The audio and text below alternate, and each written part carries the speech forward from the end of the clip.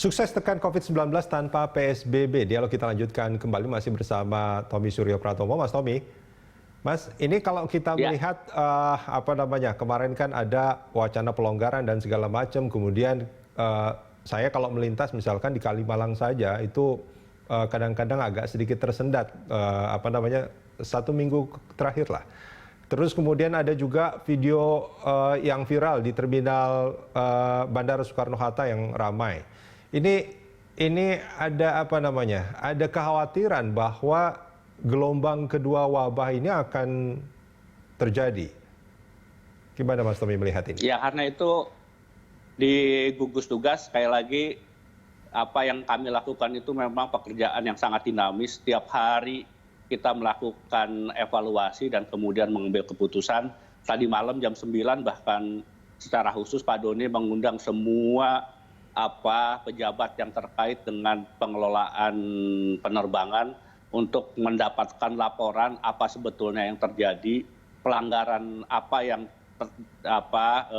yang ditemukan, siapa yang melakukan pelanggaran, bahkan sekarang sedang dipikirkan sanksi apa yang akan dikenakan kepada mereka yang melakukan pelanggaran.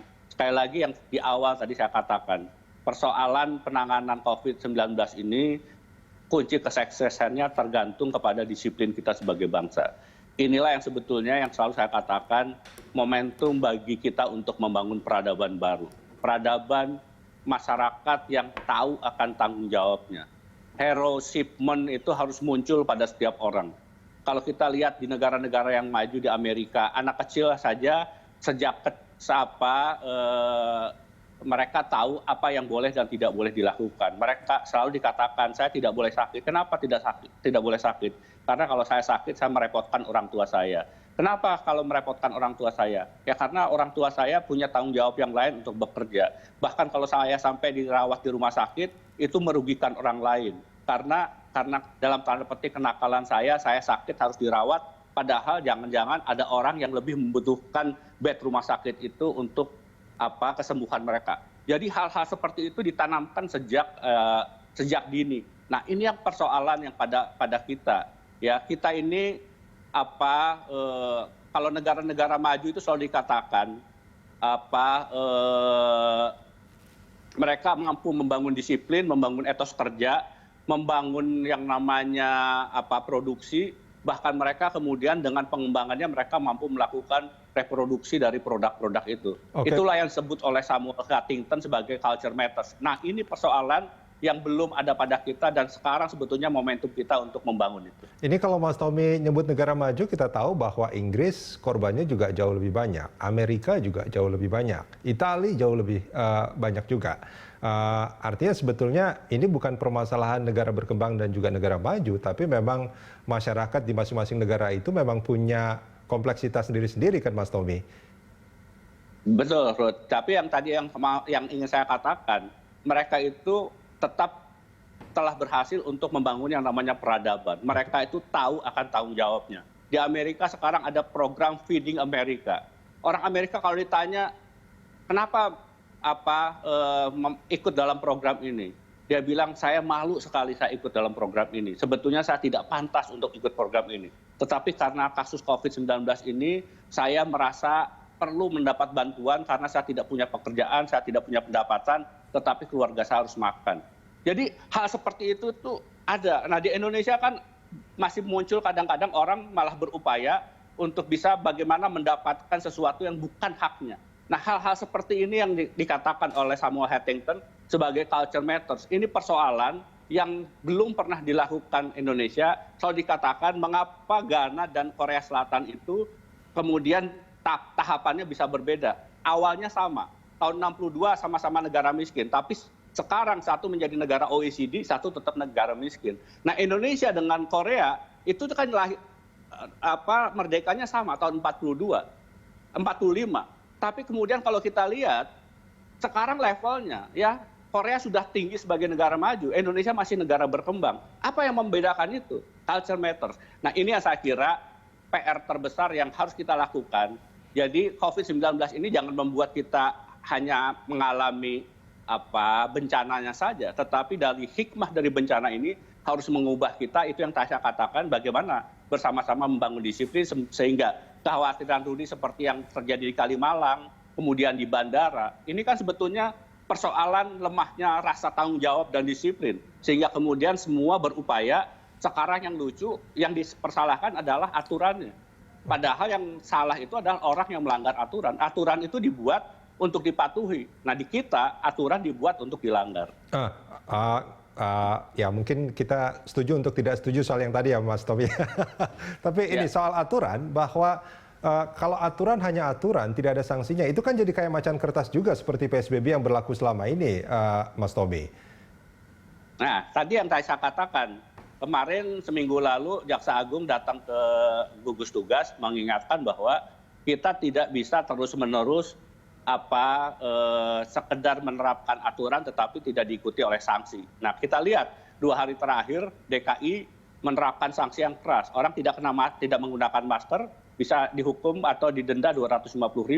Nah, sekali lagi yang tadi saya katakan, tadi malam kami sedang membahas mengenai apa yang terjadi di bandara kemarin.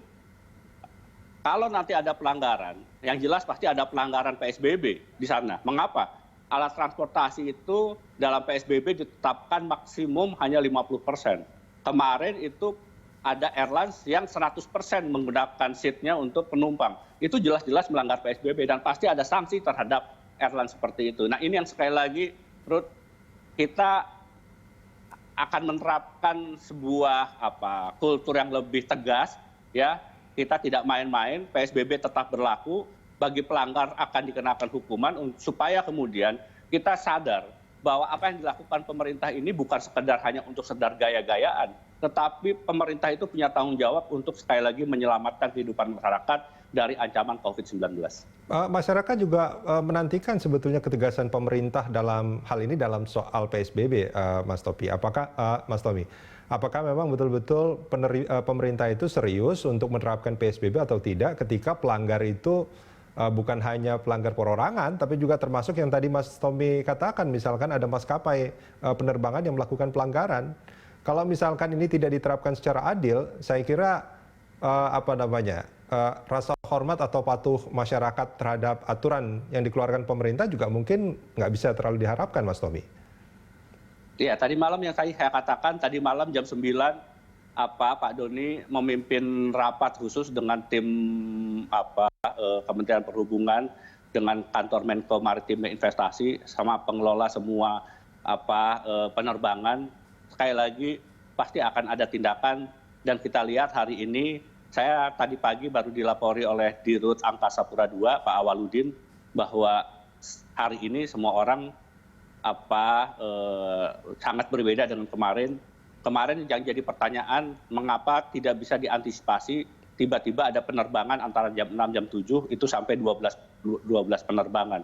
Kemudian mengapa gate-nya, nah itu perbaikan itu sedang dilakukan dan sudah dilakukan oleh Angkasa Pura II.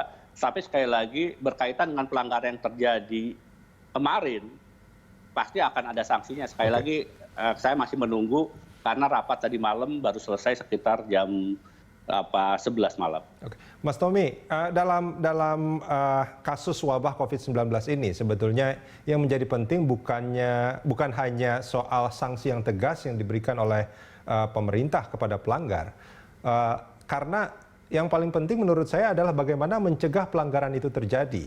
Karena kalau pelanggaran itu terjadi dan ternyata memang risiko yang dikhawatirkan itu terjadi, ini kan wabahnya tidak akan selesai. Nah, ini soal pengawasannya sendiri sebelum itu terjadi itu bagaimana, Mas Tommy? Kok itu bisa sampai terjadi?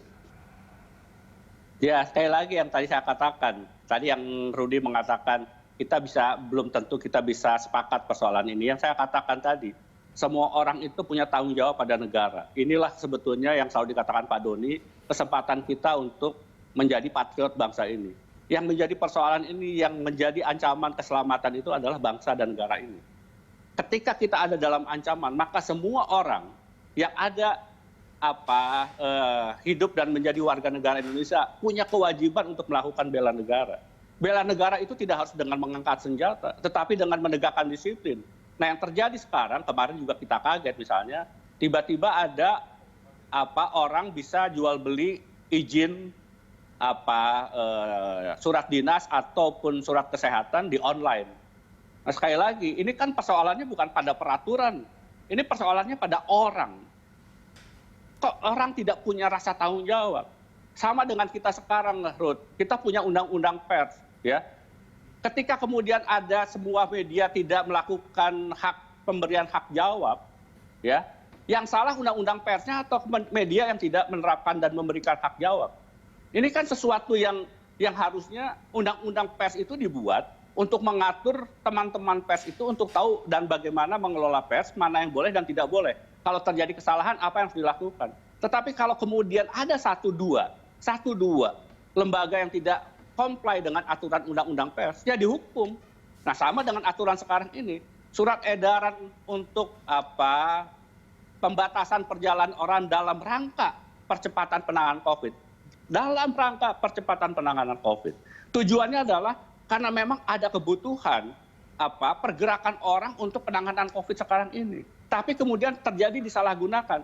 Nah, orang yang disalahgunakan itu yang mari kita hukum. Oke. Karena sekali lagi aturannya sudah jelas. Itu yang saya maksud, Rudi. Oke. Dengan kondisi seperti itu yang tadi Mas Tommy sampaikan bahwa masih banyak masyarakat kita yang kurang berdisiplin, nampaknya untuk mengendalikan wabah COVID-19 ini tanpa PSBB itu menjadi tidak mungkin ya, Mas Tommy? Ya, sekarang secara umum. Ya. Terus sekarang kita sedang coba lagi adalah sekali lagi model stick and carrot, ya. Jadi kepada daerah yang berhasil mengurangi jumlah penyebaran COVID dan mereka kemudian mampu membuat kemudian kehidupannya dalam tanda petik menjadi lebih normal, tentu nanti mereka akan mendapatkan reward, ya kan, termasuk nanti pelonggaran yang lebih dahulu. Jadi misalnya Bali, ya kan, kalau memang mampu mengelola, kemudian mereka akan mendapatkan reward dari pemerintah, bahkan kemudian dapat penghargaan. Nah, hal-hal seperti ini yang coba kita bangun sehingga kemudian antar daerah itu bisa muncul inisiatif baru, ide baru, dan upaya baru. Di Jawa Timur misalnya, orang sekali lagi memberikan apresiasi kepada Banyuwangi misalnya, karena Banyuwangi itu ketika tidak ada wabah, mereka sudah punya pola gotong royong dan saling membantu. Dan ternyata ketika sekarang sedang wabah, sistem yang dibangun oleh Bupati Anas itu berjalan dengan baik dan kemudian lebih efektif dalam penyaluran bantuan. Jadi hal-hal seperti ini terhadap daerah-daerah yang berhasil sedang dipikirkan untuk ya kita berikan reward. Tetapi kemudian pada daerah-daerah yang tidak berhasil, ya kita kasih punishment. Apa itu? Ya mereka akan lebih lama lagi untuk menjalani yang namanya PSBB ini. Baik. Mas Tommy, terima kasih banyak sudah bersama kami di pagi hari ini.